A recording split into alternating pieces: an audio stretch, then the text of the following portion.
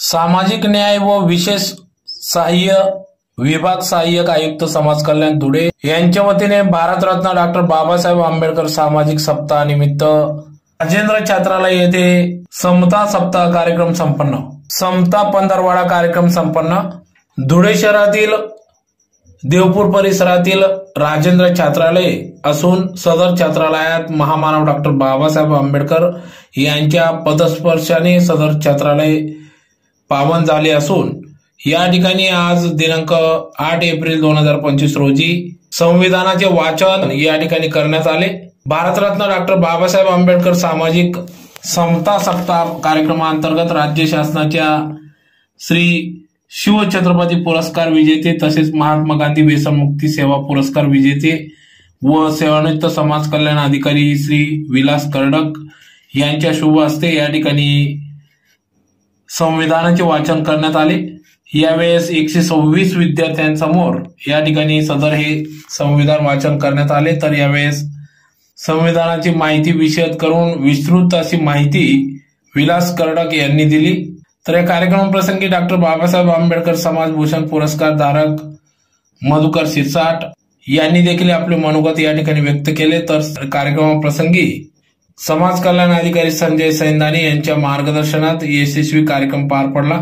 तर कार्यक्रमाच्या यशस्वीतेसाठी सहाय्यक आयुक्त समाज कल्याण धुळे कार्यालयाचे श्री योगेश चौधरी, सहाय्यक लेखा अधिकारी श्री संजय चौधरी, वरिष्ठ लिपिक यांच्या मार्गदर्शनाखाली निवृत्ती शिंदे, कल्पेश खैरनार, राजेश काळे, निलेश सौदागर, आदित्य गोयर, दिलीप कुमार, राजेंद्र छात्रालयाचे कर्मचारी संजय माडी, गिरासे तसेच मुख्यमंत्री कौशल्य विकास कार्यक्रमांतर्गत रोजगार सेवक सर्वश्री तेजस तमखाने, मनीष बोरसे, मयूर आडावे आदी पदाधिकाऱ्यांच्या उपस्थितीत सदर या ठिकाणी समता पंधरवडा समता सप्ताह निमित्त या ठिकाणी कार्यक्रम पार पडला। तर यावेळेस विद्यार्थी वर्ग मोठ्या संख्येने उपस्थित होता।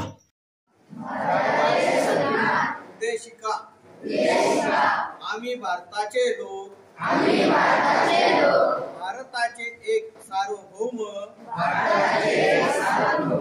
समाजवादी धर्मनिरपेक्ष, लोकशाही गणराज्य घडविण्याचा व त्याच्या सर्व नागरिकांस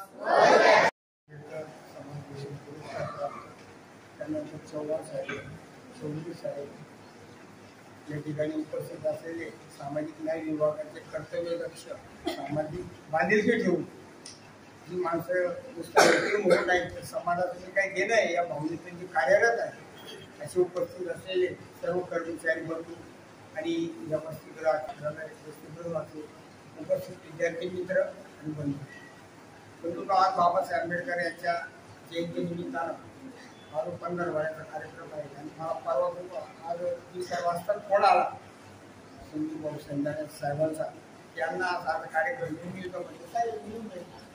शेवटी आपलं जीवन समर्पित भावनेनंच कामाचं आहे त्यामुळे त्याला आता या ठिकाणी बाबासाहेब आंबेडकरांच्या जयंतीनिमित्त संविधानाच्या निमित्तानं शपथ घेण्यात आली। त्या संविधानाच्या ज्या उद्देशिका आहे त्याचा एक शब्द बाबासाहेब आंबेडकर म्हणतात, आम्ही भारताचे लोक, स्वातंत्र्य झालं, स्वातंत्र्यामध्ये आता राजा राहणार नाही।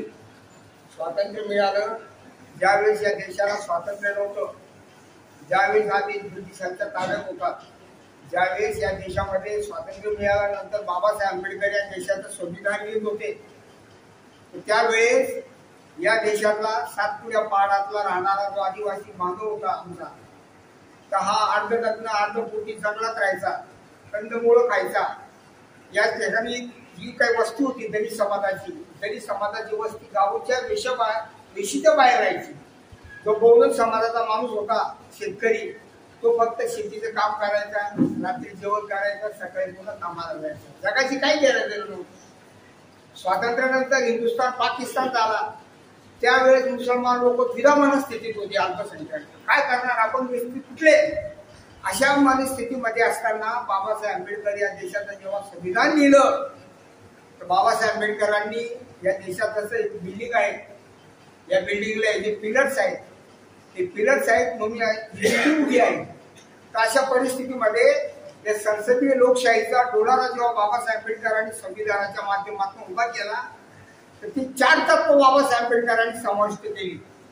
समता, स्वातंत्र्य, बंधुत्व आणि न्याय. आणि स्वातंत्र्यानंतर ही 4ही तत्व प्रत्येकाला या देशाचा जो नागरिक आहे या नागरिकाला समता, स्वातंत्र्य, बंधुत्व आणि न्याय या वृत्तीप्रमाणे कसं काय राहता येईल. बाबासाहेब आंबेडकरांनी 31 जुलै 1937 आपल्या राजेंद्र छात्रालयाला भेट दिली आणि 6 ओळी लिहून दिल्या की वसतिगृह अतिशय चांगलं आहे, इथं जातीभेद पाळला जात नाही, स्वच्छता आहे, नीटनेटकेपणा आहे आणि याच्यात विद्यार्थ्यांचं भवितव्य घडू शकतं असा माझा अंदाज आहे. अशा पद्धतीने त्यांनी 6 ओळी लिहिल्या. त्या 6 ओळीचं फलित, कारण आपली संस्था कुठे जन्माला आली, येरवडा कारागृहात. डॉक्टर बाबासाहेब आंबेडकर आणि महात्मा गांधी यांच्यात पुणे करार झाला. पुणे करार याच्याचसाठी होता की संविधानाची भविष्यात निर्मिती व्हावी आणि माणसाला माणसाचे अधिकार मिळावे. कारण तुम्ही पहिले सुरुवातीला त्यांचे जे पूर्वज होते आमच्या आधीचे, यांना माणसं नाही गुलाम म्हटलं जायचं.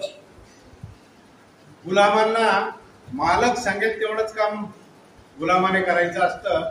मालकाने सांगितलं बैठत बसायचं, मालकाने सांगितलं पळत पळायचं, अशा पद्धतीचं अवस्था होती. आणि त्यावेळेस तर आज आपण सगळे शिकू शकतो.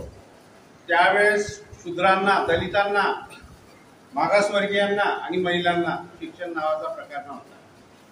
त्यांना शिक्षण घेता येत नव्हतं. शिक्षणाचे अधिकार फक्त पंडित आणि पुरोहित यांना होते. अशा वाईट अवस्थेत डॉक्टर बाबासाहेब आंबेडकर जन्माला आले होते आणि त्यांनी ते सगळं भोगलं. आपल्या संस्थेला जेव्हा भेट दिली तर त्यावेळेस